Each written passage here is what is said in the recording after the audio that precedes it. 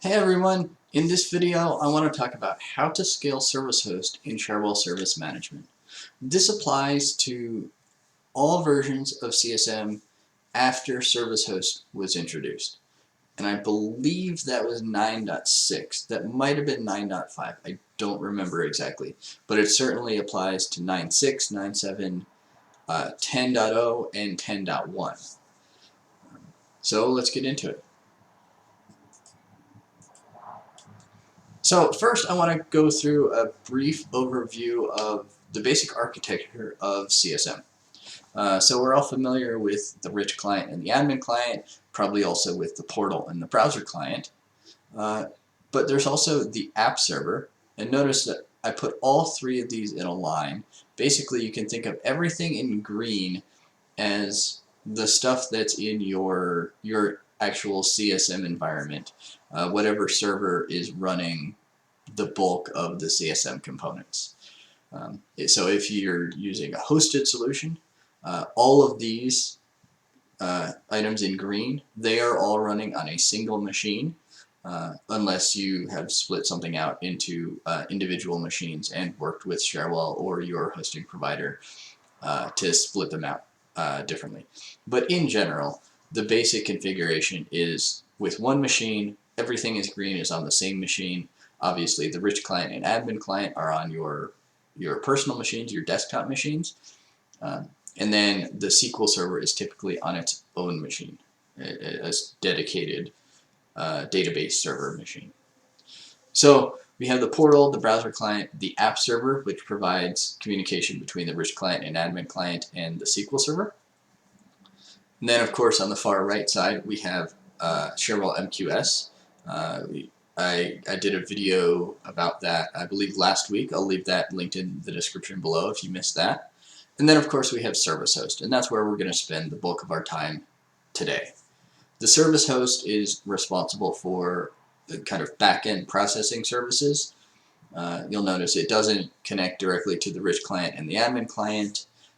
It's not used directly by the portal, the browser client, or the app server. It picks up its information, the information it needs to act on, from the SQL database, and then uses Cherwell MQS. And we'll see how that works in just a bit. So within service host, there are several microservices. I've represented 4 here. I think a couple more have been added, but these are the 4 main ones. These are the 4 that you're familiar with if you've been using Cherwell for a long time. Prior to the introduction of service host, these 4 services were actually their own executable. And the reason that service host was introduced is so that you could have one executable that you could install on as many machines as you needed to adequately scale horizontally. The feature was billed as horizontal scaling. And you could turn on and off these services as you needed. All 4 of these services are necessary for the complete functioning of Cherwell. So these need to be running in at least one place. And we'll see how you can scale that out in further slides. But the important part is that one service host divided into a leader and a worker for each of the 4 microservices, and you can turn one of them off if you so choose within a particular service host instance. So if you're not familiar with some of these acronyms, APS refers to the automation process server. That runs all of your automated processes, all of your APs, automation processes. Scheduler runs the scheduled jobs. Email and event monitor, EEM, provides the email monitoring functionality. So if you're handling incoming email and creating tickets in response to those emails, you're using email and event monitor. And then MDS is the mail delivery service. This is responsible for sending and ideally delivering, but mostly sending email. This was actually the first service that used a queuing service. The goal there was basically browser client, portal, app server could send an email, and what sending an email really meant was queuing it up. sending it to the queuing server for mail delivery service to process as it saw fit. This was in an attempt to reduce the bottleneck introduced by trusted agent based emailing. So prior to the introduction of mail delivery service and that queuing functionality, if you tried to send an email and it needed to go through a trusted agent, whatever client you were using locked up until the mail had sent. So mail delivery service reduced that bottleneck. Now emails are queued, and that actually has some technical implications that we'll see in a later slide. So, of course, the idea behind service hosts and the idea behind horizontal scaling is that you can have multiple service hosts, probably running on separate machines. You can actually run several on the same machine, but that's not exactly, I mean, you can, but service host is designed to use as many resources as it can within the same machine on one service host. So ideally, one service host per machine. If you wanted to run multiple service hosts or multiple machines, so you could take advantage of that scale, you run service host on each machine. Now, you may have noticed that my boxes are actually divided up into leader and worker. So leaders up at the top, workers on the bottom. Basically, what that means is the leader is responsible for looking at the SQL database, finding work that needs to be done, and then doling it out to the available workers. Which means that actually, even though each service host that's running does in fact have a leader and a worker, at least one worker per microservice per service host, assuming it's enabled, only one leader out of the entire pool for each microservice will be acting as the leader. So I'll demonstrate this by graying out some of them. So you can see in this case, in the top left corner, the leaders that are active are scheduler and EEM, but on the other service host, automation process service and mail delivery service are the leaders that are active. This is completely arbitrary. There's nothing that you configure to make this happen. This is just the way that service host works. And the idea is that if one of them were to drop offline, in this image it looks like automation process service and mail delivery service are leaderless. But what really happens is periodically they look to see if there's an active leader. If there's not an active leader, they become the leader. So there's always one leader per microservice amongst the entire pool of service hosts, and then every active service host has at least one worker and can scale to the constraints of the individual machine to handle the load that the leader is doling out to all of these workers. So the same applies if you were to scale it up to, say, 4 machines with 4 service hosts. There's still only one leader for each microservice, and all of the service hosts provide workers, as long as that service is enabled on that machine. And I'll point out where that's configured in a demo in just a minute. So there's no guarantee that any particular service host has an active leader. All of them have leaders that periodically wake up to see if a new leader needs to be elected, but none of them are required to have one active leader. So you can see in this example, the service host in the bottom left-hand corner has no active leaders, while the service host in the top left corner has 2 active leaders. And then mail delivery service is in the top right corner, automation process service is in the bottom right corner. So how does this look when it comes to SQL Server and RabbitMQ? Basically, as you might imagine, all of them are pointed to the same SQL Server because that's the source of truth for the data. But all of them also have to be talking to the same Cherwell MQS, the same RabbitMQ service. in order to kind of coordinate everything properly. So that's very important. Even though the Cherwell installer installs a copy of Cherwell MQS on every machine that you install any part of Cherwell on, if you're running as a cluster like this, if you have multiple service hosts that are all talking to the same SQL server, they also all have to be talking to the same Cherwell MQS instance. Now what that means is that you have to pick a machine to be the Cherwell MQS that's going to be the official source of truth for queuing for the entire network. My recommendation in this case is actually to install RabbitMQ on a separate machine. It makes management a little bit easier and makes remembering which machine is responsible for that a little bit easier, in my opinion anyway.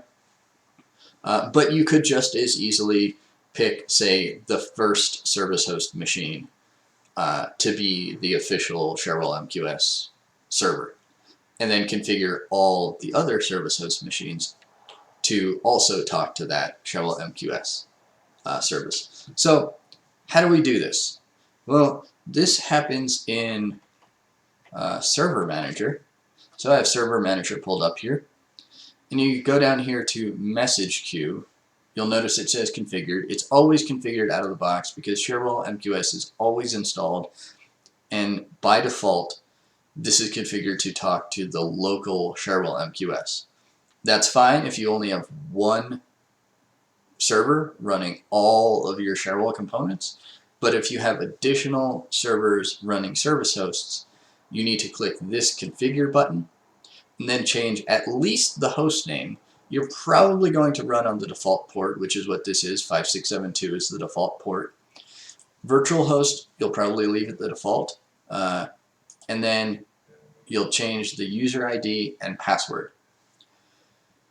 All of this is customizable, but customizing this within RabbitMQ or Cherwell MQS is outside the scope of this video. It's definitely a more advanced topic.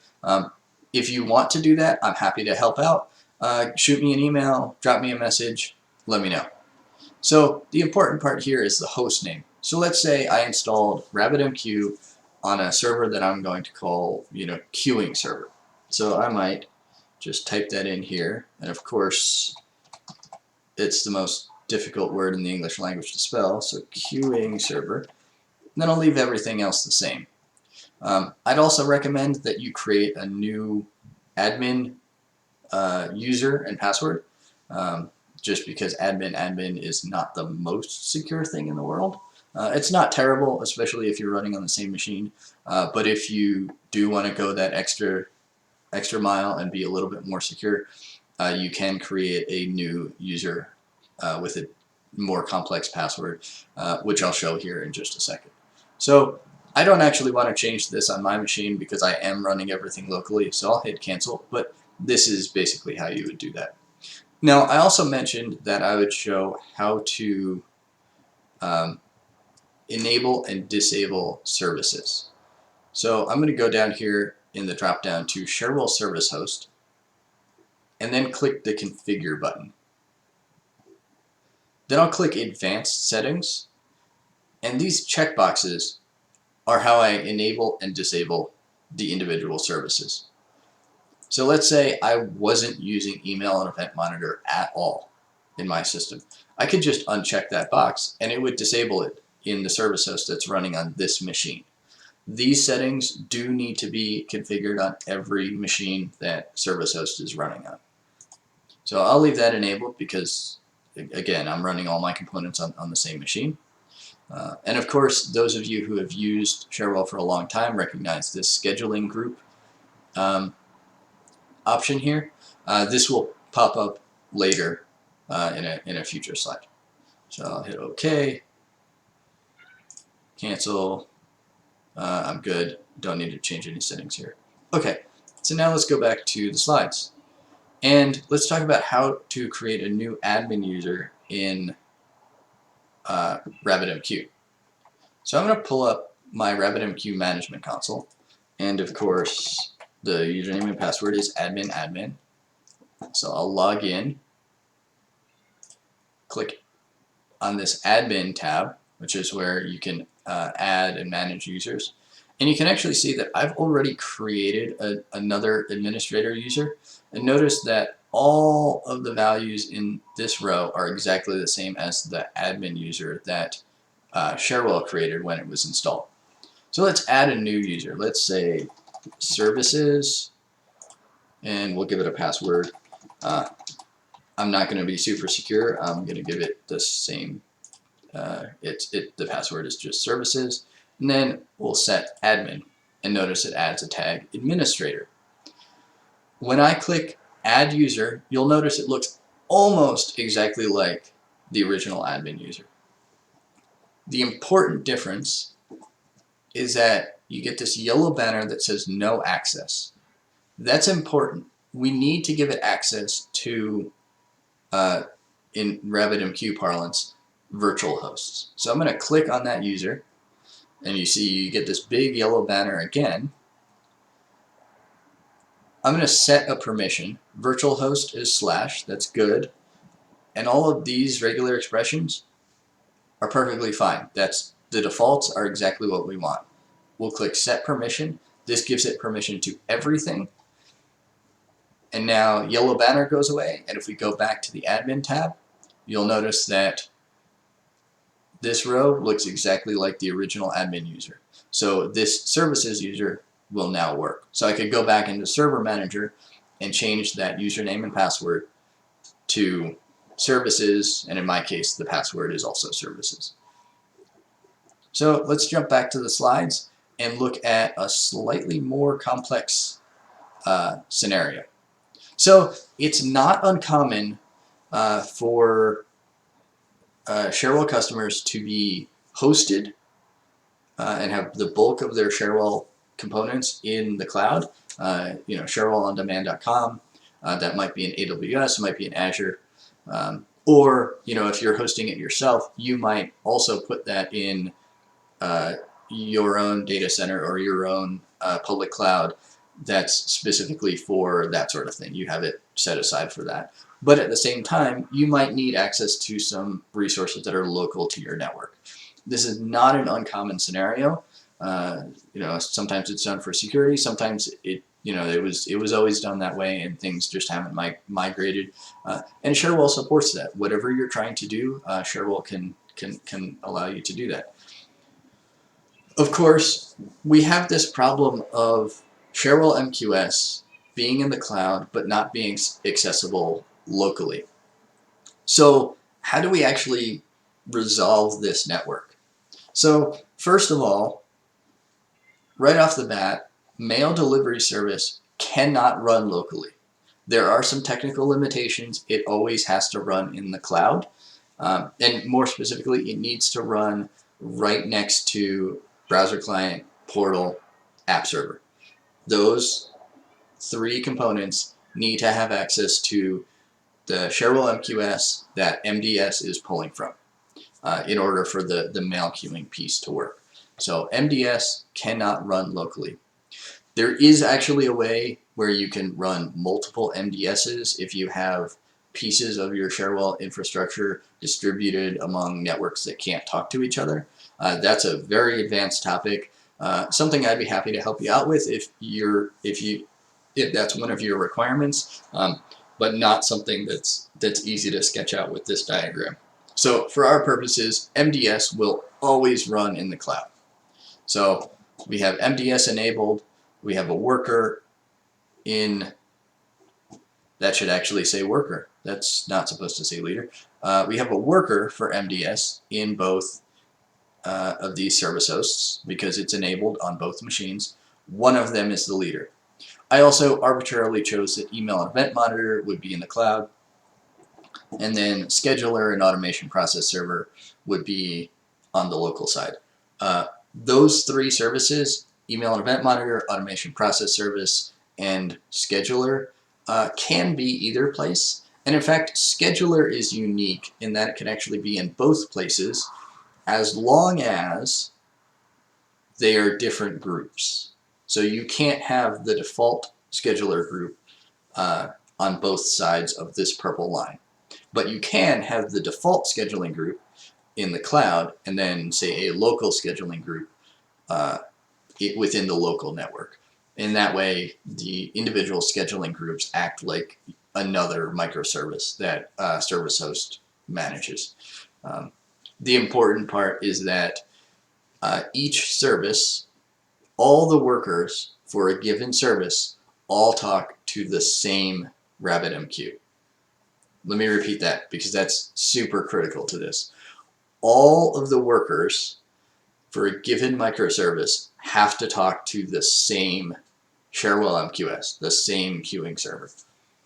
So in this scenario, this topology would work. So you have service hosts talking to an app server to get across the purple barrier, but the service hosts on the local side have their own Cherwell MQS because the services that they're running are specific to the local side and aren't running in the cloud.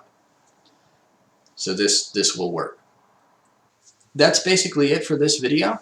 If you have any questions about this, I know it's a complex topic and lots of people have had lots of questions, so hopefully this answered some of them. But if you still have questions, leave a comment below or shoot me an email. You can find out more about what I do, what my company does at our website, synapsesoftware.com.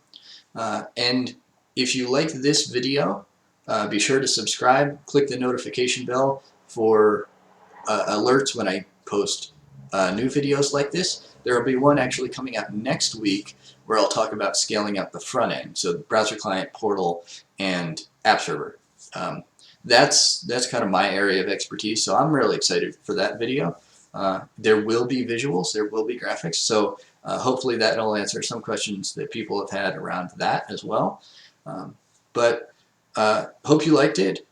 Be sure to check out some of my other videos. I just released a few about 10.1, some of the new features there, and some of the features that have been in Cherwell for a while. So go ahead and check those out. I'll leave a couple linked in the description. And thanks for watching. Have a great day.